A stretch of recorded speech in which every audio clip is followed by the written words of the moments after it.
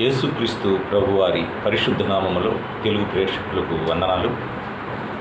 నా పేరు శ్రీనివాస్, విజయవాడ నుండి. ఈ యూట్యూబ్ ద్వారా తెలుగు ప్రేక్షకులను కలుసుకోవటం నిజంగా నాకు చాలా మహా ఆనందంగా ఉంది. ఈ దినాలలో ఎక్కడ చూసినా, ఏ కుటుంబంలో చూసినా ఆనందం అనేది లేకుండా పోయింది.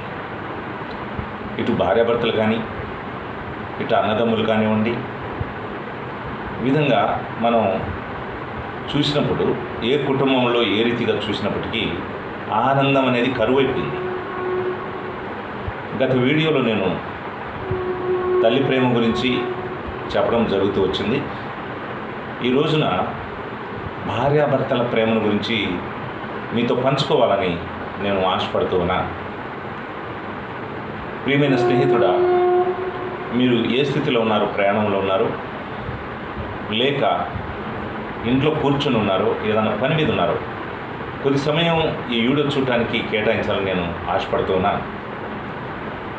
ఎన్నో విధాలుగా విలువైన సమయాన్ని వ్యర్థమైన వాటి కోసం కేటాయిస్తూ ఉన్నాం. వాటి వల్ల ఏమాత్రం ప్రయోజనం లేకపోగా అంతకంతకు చెడిపోయేటువంటి ప్రమాదం కొంచెం ఉందనే విషయాన్ని ప్రతి ఒక్కరు ఈ వీడియో చూస్తున్న వారు గమనించాలని నేను మనవి చేస్తా ఉన్నాను.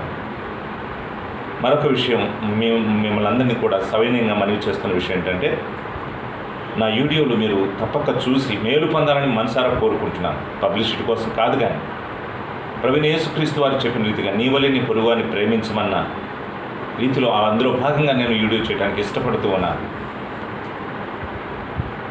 సబ్స్క్రైబ్ చేసుకోండి. దయచేసి ఇతరులకు షేర్ చేసి మంచి మార్గాన్ని చూపించండి. భార్యాభర్తల బంధం అనే అంశాన్ని నేను మీతో పంచుకోవాలని ఈ వీడియో ద్వారా మీతో కలుసుకోవడానికి ప్రయత్నం చేస్తా ఉన్నాను. మీ అమూల్యమైన అభిప్రాయాలు సబ్స్క్రైబ్ ద్వారా తెలియజేస్తారని కూడా నేను కోరుకుంటున్నాను. దాదాపుగా 20-21 సంవత్సరాల తర్వాత అమ్మాయికి కానీ లేకపోతే అబ్బాయికి వివాహం అనేది ఒక నిర్ణయమైన వయసు చట్టం పెట్టింది. అమ్మాయికి అయితే 18, అబ్బాయికి అయితే 21 సంవత్సరాలు.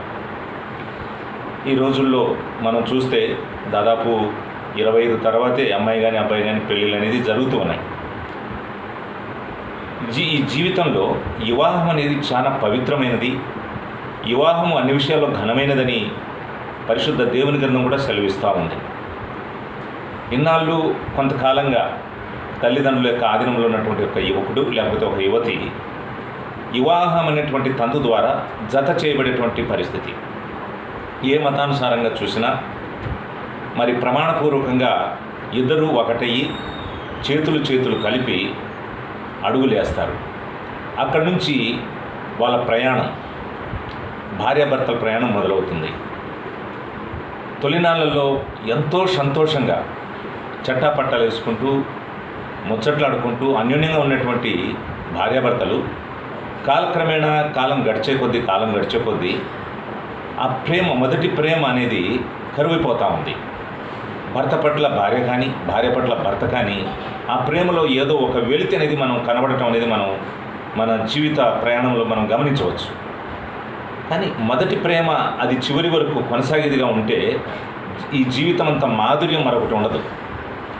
కాబట్టి మగాడిని నేను చెప్పిందే చల్లాలి, నేను చెప్పిందే జరగాలి, అంత నా ఇష్టమని అనుకుంటే ఆ కుటుంబంలో శాంతి కాదు కదా, అనుదినము ఒక నరకం లాంటి పరిస్థితి ఏర్పడే అవకాశాలు ఉంటాయి.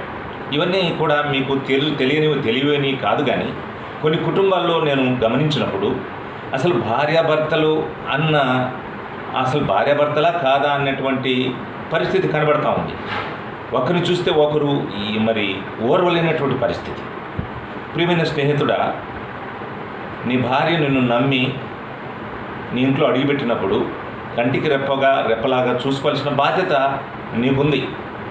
తన తల్లిని, తండ్రిని, అన్నదమ్ములను, తన అక్కచెల్లను, తన ఊరిని అందరినీ వదిలేసి వారి తల్లిదండ్రులు నీ చేతులు పెట్టినప్పుడు భర్తగా నీ భార్యను కంటికి రెప్పలా చూసుకోవాల్సిన బాధ్యత నీకుంది. నువ్వు ఒక్కడివే పని చేస్తున్నాను, నువ్వు ఒక్కడివే కుటుంబాన్ని అంతా నేను పోషిస్తున్నాను, ఈ కుటుంబానికి నేనే దిక్కు అనే అహం అనేది ఎప్పుడైతే నీలో ఉంటుందో భార్యను నువ్వు ప్రేమించలేవు. నీ పాత్ర కంటే నువ్వు ఒకసారి దేవుడు అనేది మనందరికీ ఒక మనసు అనేది ఇచ్చాడు. మనస్సాక్షిని పని చేయనివ్వాలి. నువ్వు ఒక్క పని చేస్తే భార్యగా ఆమె అనేకమైనటువంటి పనులు చేస్తుందనేటువంటి విషయాన్ని విస్మరించవద్దు. నువ్వు కేవలం ఒక పని మీద నిమగ్నం అవుతావు. అది వ్యవసాయం కావచ్చు, డ్యూటీ కావచ్చు, కూలినలు ఏదైనా కావచ్చు, అది వేరే విషయం. ఇక నీకు అన్నీ కూడా నీ బట్టలు ఉతకడం కానీ, నీకు స్నానం కానీ, నీకు భోజనం కానీ, మరి ఇవన్నీ కాకుండా ఇంట్లో అంట్లు తోవడం, బట్టలు ఉతకడం, కసు చిమ్మడం వగైరా వగైరా. ఇక పిల్లలు ఉంటే ఇంకా అదనపు డ్యూటీ కూడా ఉంటుంది. కాబట్టి నీకెంత బాధ్యత ఉందో అంతకంటే రెండింతల బాధ్యత ఆమెకు ఉంది కూడా ఉందనే విషయాన్ని మీరు గమనించాలి. కాబట్టి చీటిక మాటికి అన్నం బాగలేదనో, కూర బాగలేదనో, బట్టలు సరిగా ఉతకలేదనో ఏదో ఒక నెపంతో భార్యను హింసించడం అనేది అది సంతోషానికి మరి భంగం కలిగేదిగా ఉంటుంది. నువ్వు వివాహం చేసుకొని ఎంతకాలమైంది? నీ జీవితం నీ భార్యతో సాఫీగా సాగుతుందా? మీరు అన్యోన్యంగా ఉంటున్నారా? ఎంతసేపు పని పని పని పని మీదే కాదు. కొంత సమయం భార్యాభర్తలు అలా బయటికి వెళ్ళి రావటం, కాసేపు ముచ్చటించుకోవడం జీవితంలో ఉంటే జీవితం ఎంతో సంతోషకరంగా ఉండటానికి వీలు కలుగుతుంది. కాబట్టి నీ జీవితం కొంత సమయం నీ భార్య కోసం కేటాయిస్తున్నావా? కొంత సమయం ఇంటికి నువ్వు పరిమితం అవుతున్నావా? ఎంతసేపు డబ్బు సంపాదనలో పడి, ఎంతసేపు పనిలో పడిపోయి నాకంటూ ఒక భార్య ఉందన్నటువంటి విషయాన్ని మర్చిపోతున్నామేమో ఒకసారి నువ్వు ఆలోచించాలి. కాస్త నువ్వు ఆలస్యమైతే నా భర్త ఇంకా రాలేదని ఎంతగానో ఎదురు చూస్తూ ఉంటుంది. ఇంకా రాలేదే, ఇంకా రాలేదే అని. నువ్వు ఆకలితో ఉంటే తను తట్టుకోలేదు. నీకేదైనా చిన్న దెబ్బ తగిలినా కూడా తను తట్టుకోలేదు. దేవుడు ఆ బంధాన్ని పెట్టాడు. అలాంటి బంధం పెట్టబట్టి ఈ సృష్టిలో మన మానవుని మనుగడ కొనసాగుతుందనే విషయాన్ని మనం గుర్తించుకోవాలి. కనుక భార్యాభర్తలు మీరు ఎలా ఉన్నారు? భార్యకు కాస్తన్న సమయం కేటాయిస్తున్నావా? భార్య యొక్క మంచి బాగోగులను గమనిస్తూ ఉన్నావా? భార్య యొక్క అవసరతలు ఏంటో నువ్వు గమనిస్తూ ఉన్నావా? భార్యను సంతోషంగా ఎప్పుడన్నా పలకరిస్తూ ఉన్నావా? ఎప్పుడు సూటిపాటి మాటలతో నువ్వు బాధిస్తూ వేధిస్తూ ఉంటే నీ జీవితంలో సంతోషం ఎలా ఉంటుంది? పదే పదే భార్యను అనుమానిస్తూ ఉన్నావా? భార్యను అది తీసుకురా, పుట్టింటికి వెళ్ళి ఇది తీసుకురా అని హింసిస్తున్నావా? నీ చేతులారా నీ ఇంటిని, నీ ఒంటిని కష్టాల పాలు చేసుకుంటున్నావు. అది నువ్వు గమనించాలి. కనుక నీ జీవితం సజావుగా సక్రమంగా సాగాలి అంటే భార్యతో అన్యోన్యంగా ఉండటం నేర్చుకోవాలి. భార్యతో కలిసి భోజనం చేయటం నేర్చుకోవాలి. భార్యతో కలిసి షాపింగ్ చేయటం, లేకపోతే మార్కెట్కి వెళ్ళటం, ఈ విధంగా కొంత బయట వెళ్ళి రావటం అనేది చూస్తూ ఉన్నప్పుడు ఒకరిని ఒకరు అర్థం చేసుకోవడానికి వీలు కలుగుతుంది. ఒకరిని ఒకరు గాఢంగా అనుబంధంగా కొనసాగడానికి వీలు ఉంటుంది. కాబట్టి ఈ వీడియో చూస్తున్నటువంటి, తిలకిస్తున్నటువంటి ప్రేక్షకులారా, మీ భార్యాభర్తలు ఎలా ఉన్నారు? భార్య ఒక విషయాన్ని ఇక్కడ మనం ఒక మిత్రుడు నాతో అన్నాడు, భార్య ప్రేమ గొప్పదా, మరి తల్లి ప్రేమ గొప్పదా? ఎవరి ప్రేమ గొప్పది అని అంటే ఇద్దరిది కూడా సమానమే అంటాను నేను. తల్లి ఒక ఏజ్ వచ్చేంత వరకు దాదాపుగా ఒక 22, 23, 25 అనుకోండి. ఆ తర్వాత మిగతా 75 సంవత్సరాలు నీతో నీ భార్య ఉండాలి. తల్లి కంటే ఎక్కువగా కూడా భార్య మరి చేసే పనులు ఎక్కువగా ఉంటాయి. అంటే నేను తల్లిని ఇక్కడ తక్కువ చేయట్లేదు.